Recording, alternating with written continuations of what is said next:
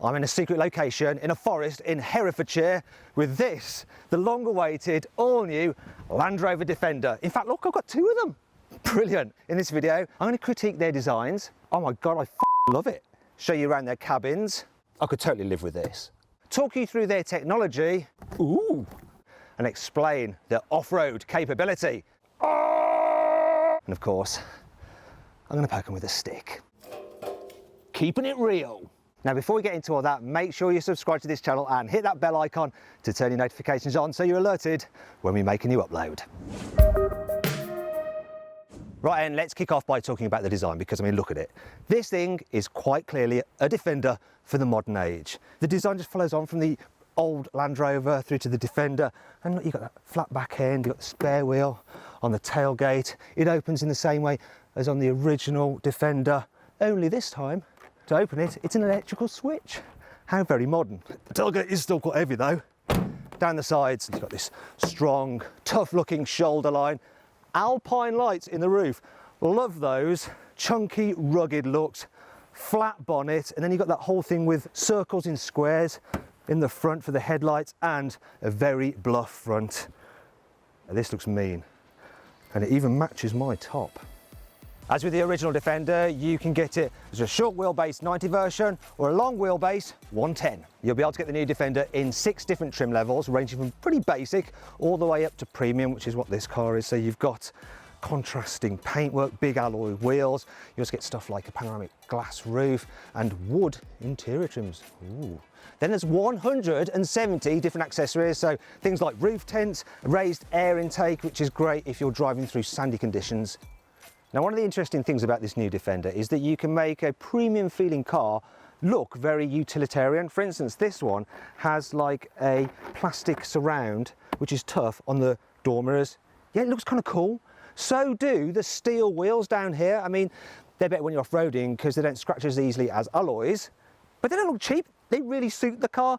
And you've got to check out this satin paint, though it's not actually paint, it's a wrap. So if you're driving through the bushes, you scratch it all up, the dealer can just whip it off and put a new one on. All right, I guess we better talk about pricing because this new Defender is a bit more expensive than the old one. So the starting price for the 90 is around £40,000.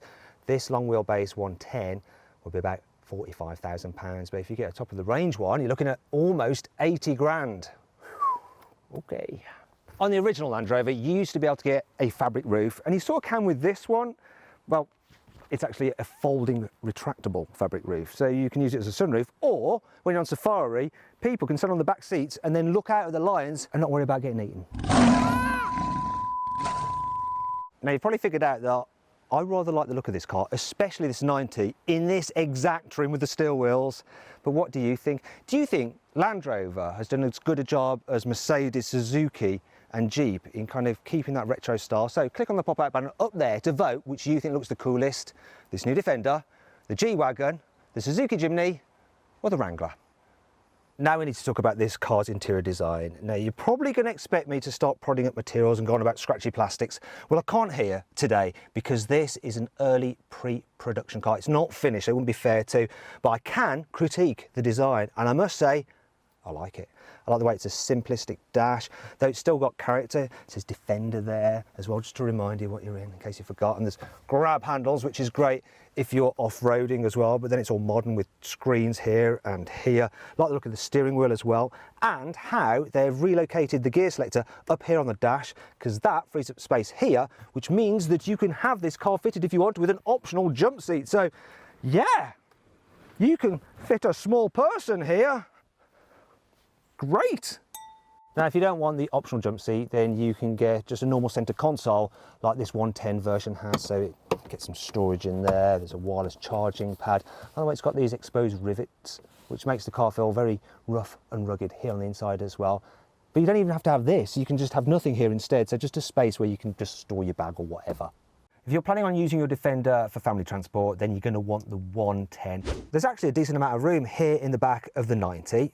But if you want to carry people in the back quite often, you're probably better off going for this 110 version. Plus, you can upgrade it to have slidey and recliny seats.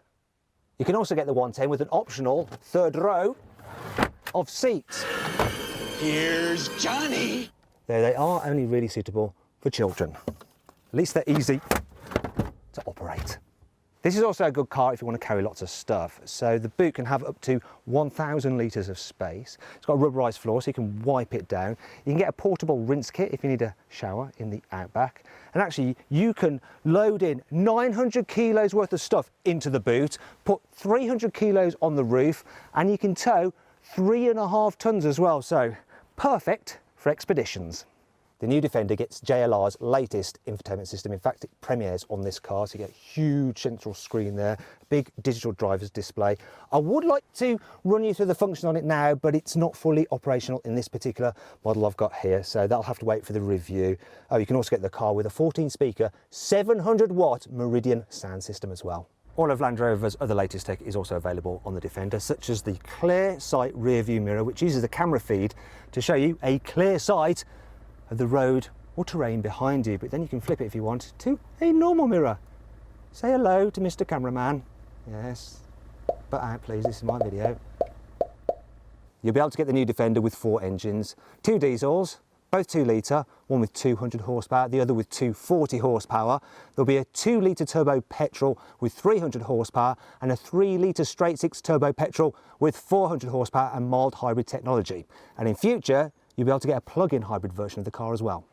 This new Defender is more car-like in its construction than the old one, so it has an aluminium monocoque chassis rather than a ladder frame with body on top.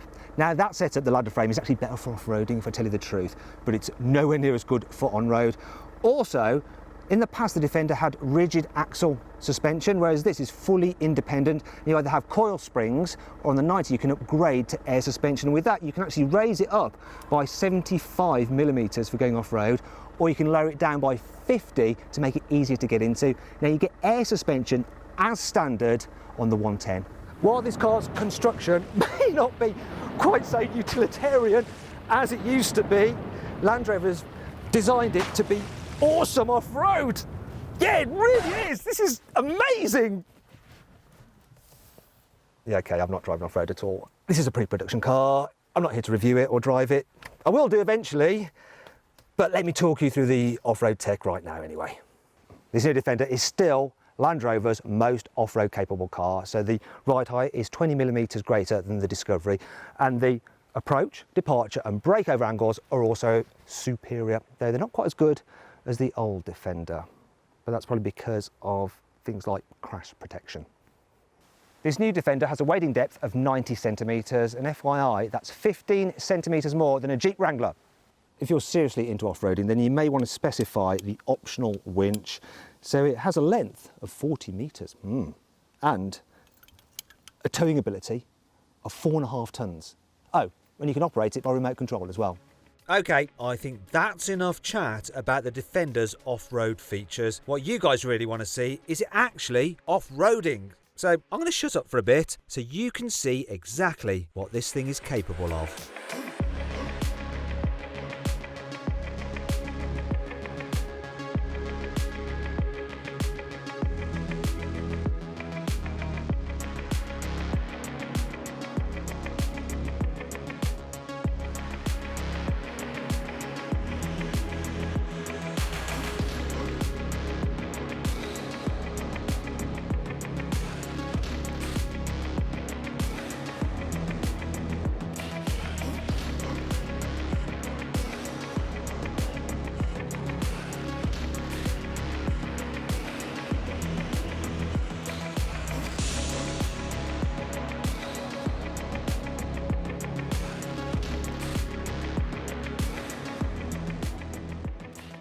I hope you guys enjoyed this first look at the new Land Rover Defender. Now we'll be reviewing it in full in future, but for now let me know what you think of it in the comments box below. Also please like this video, and of course don't forget to subscribe. Thanks for watching.